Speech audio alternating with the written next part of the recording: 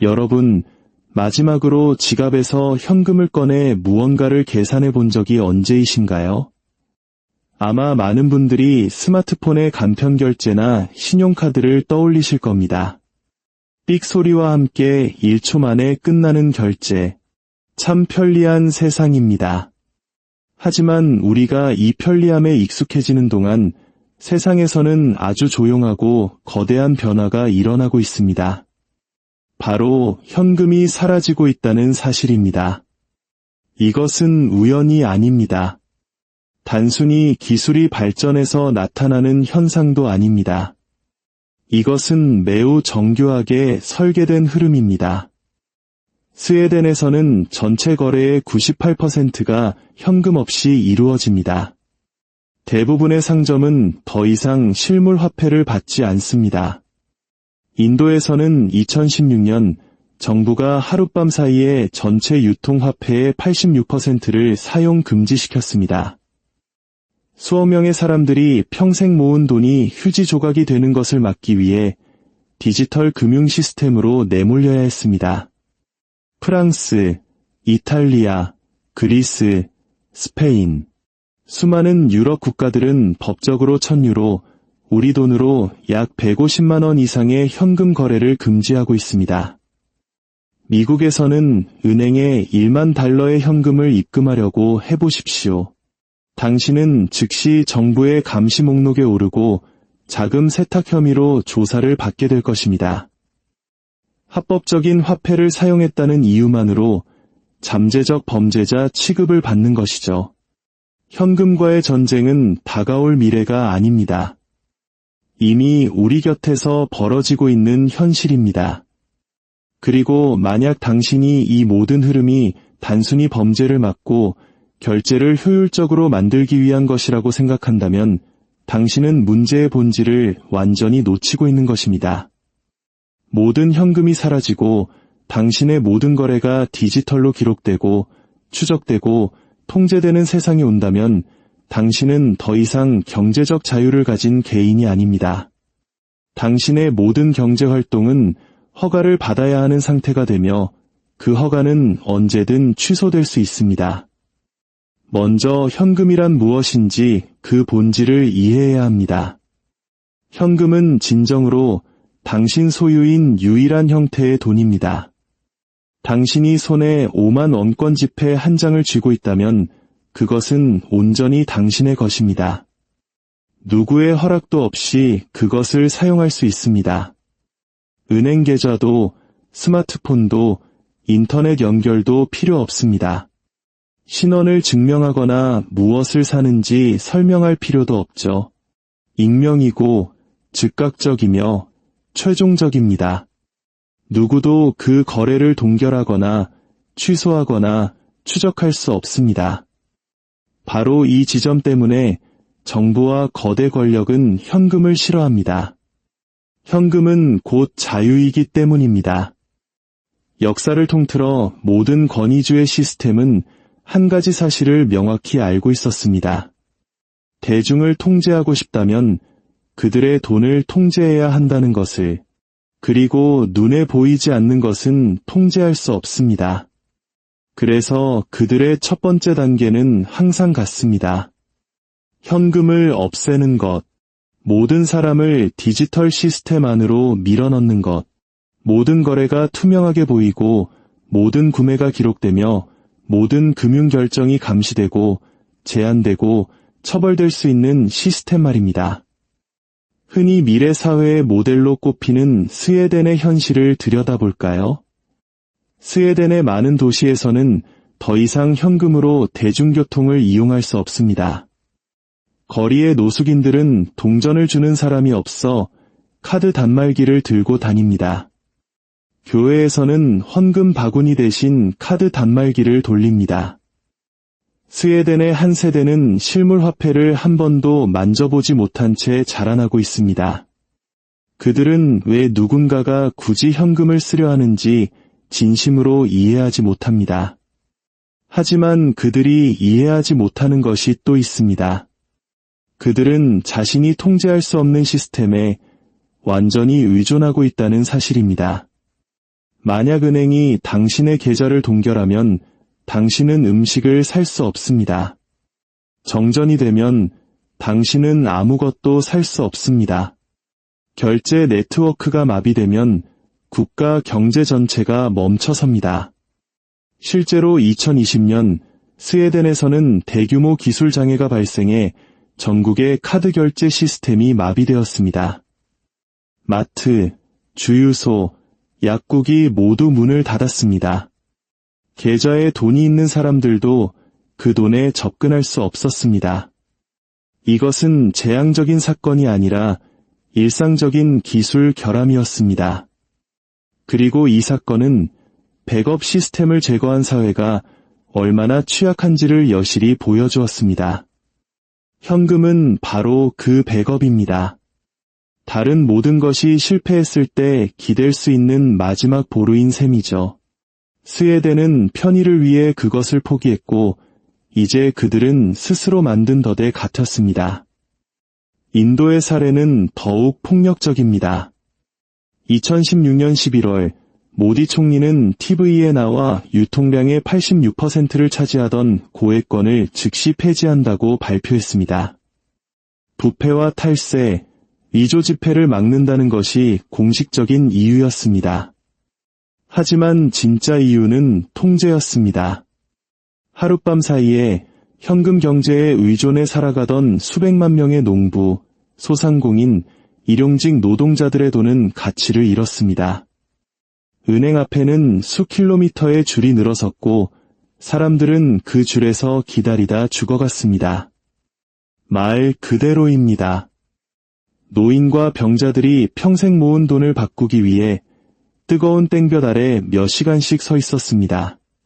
소상공인들은 거스름돈이 없어 파산했고 농부들은 인부에게 품삯을 줄 수 없어 수확한 작물이 밭에서 썩어가는 것을 지켜봐야 했습니다. 명백한 경제적 혼란이었습니다. 하지만 정부는 이를 진보라고 불렀습니다. 애초에 목표는 효율성이 아니었기 때문입니다. 목표는 모든 거래를 추적할 수 있는 디지털 은행 시스템으로 사람들을 강제로 밀어넣는 것이었습니다. 부유층은 대리인과 유령회사를 통해 자신들의 검은 돈을 세탁할 방법을 찾아냈습니다. 고통받은 것은 오직 평범한 서민들이었고 정부는 그들이 원했던 것, 즉 더 많은 감시, 더 많은 데이터, 더 많은 통제력을 얻었습니다. 역사는 우리에게 경고를 보냅니다. 이러한 현금과의 전쟁은 새로운 것이 아닙니다. 과거 소비에트 연방, 즉 소련은 현금 사용을 강력하게 제한했습니다. 모든 거래를 추적하고 통제하려 했죠. 하지만 그 결과는 어땠을까요? 거대한 암시장이 번성했습니다. 사람들은 국가 시스템 밖에서 거래할 방법을 찾아냈습니다. 공식 경제와는 별개로 현금과 물물 교환을 통해 실제 재화와 서비스가 오가는 지하 경제가 살아 숨쉬었던 것입니다. 현금을 없애는 것이 지하 경제를 없애는 것이 아니라 생존하려는 평범한 사람들을 범죄자로 만들 뿐이라는 교훈을 남겼습니다. 소련 붕괴 후 1990년대 러시아의 상황은 더욱 극적이었습니다. 초인플레이션으로 인해 화폐가 가치를 잃자 사람들은 가장 원시적인 거래 시스템, 즉 물물 교환으로 돌아갔습니다. 공장은 임금 대신 자사 제품으로 월급을 주었습니다. 자동차 공장 직원은 자동차 부품을, 교사는 식료품을 월급으로 받았습니다.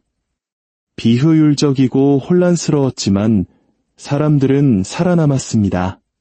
돈에 대한 신뢰가 무너졌을 때 사람들은 실물 가치에 의존하게 됩니다. 정부가 물물 교환을 혐오하는 이유가 바로 이것입니다.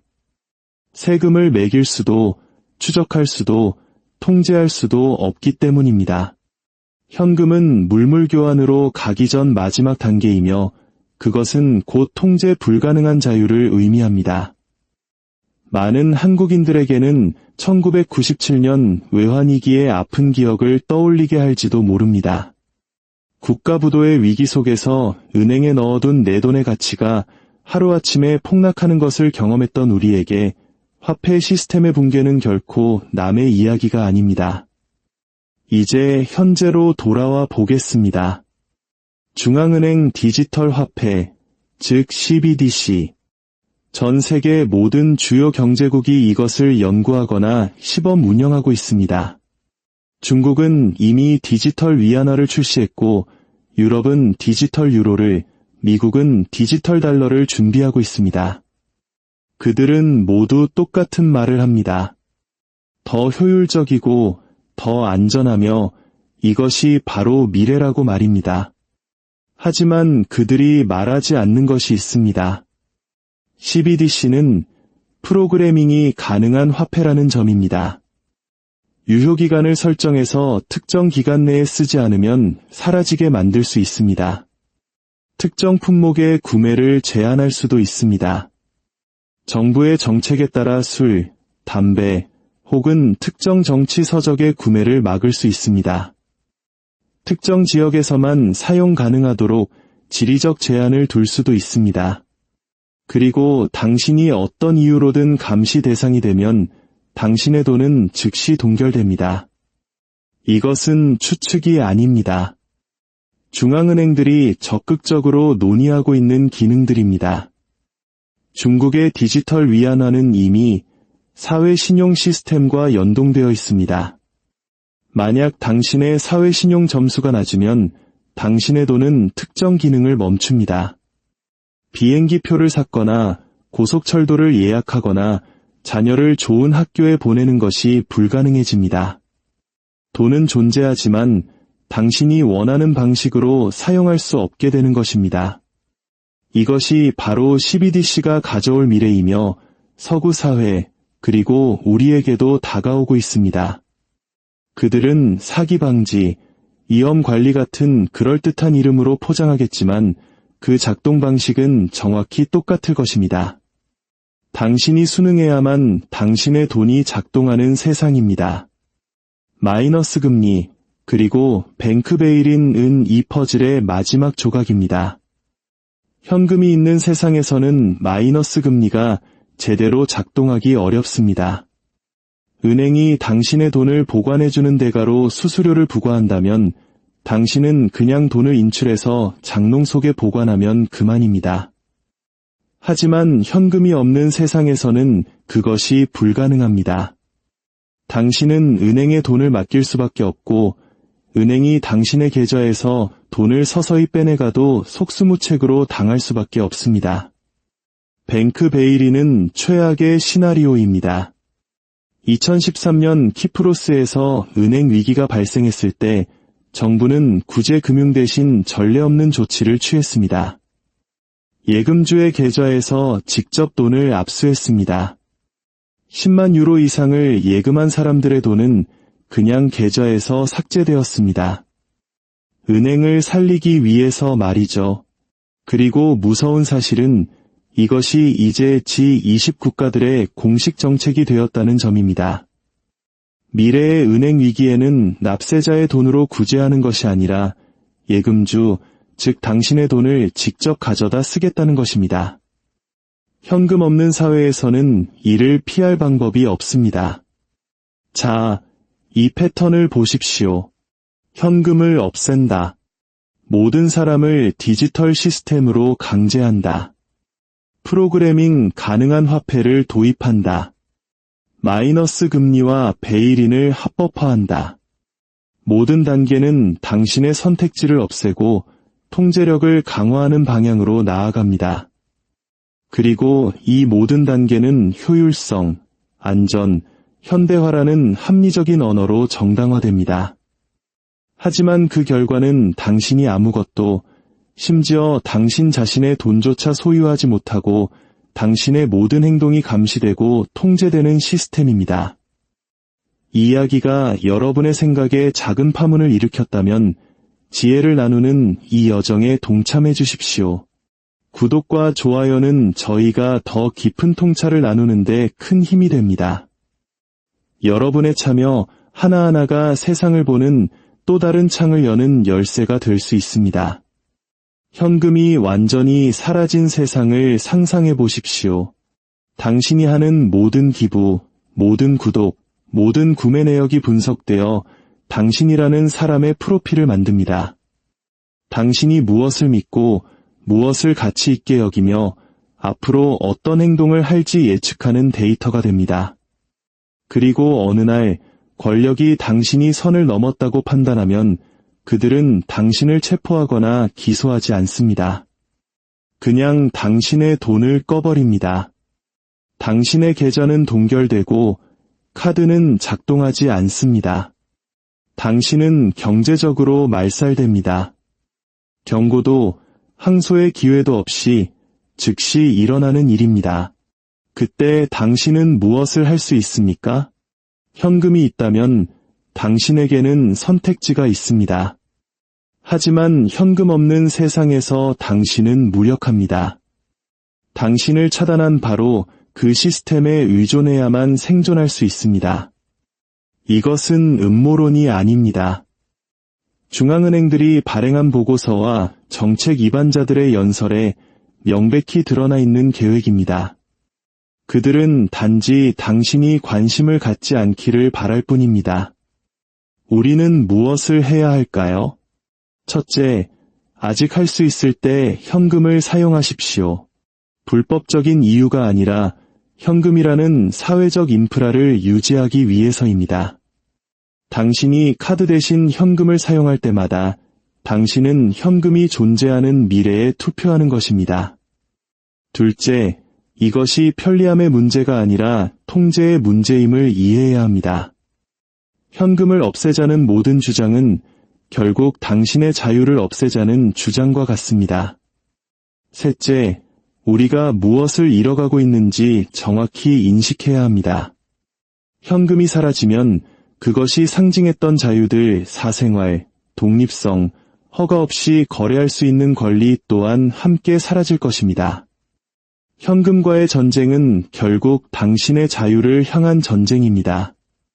그리고 그 전쟁은 매 순간의 결제 속에서 소리 없이 진행되고 있습니다. 역사는 반복되지 않지만 그 경고는 항상 우리 곁에 있습니다. 경제적 자유를 없앤 모든 사회는 결국 다른 모든 자유를 잃었습니다. 그리고 그 시작은 언제나 같았습니다. 바로 돈을 통제하는 것이었습니다.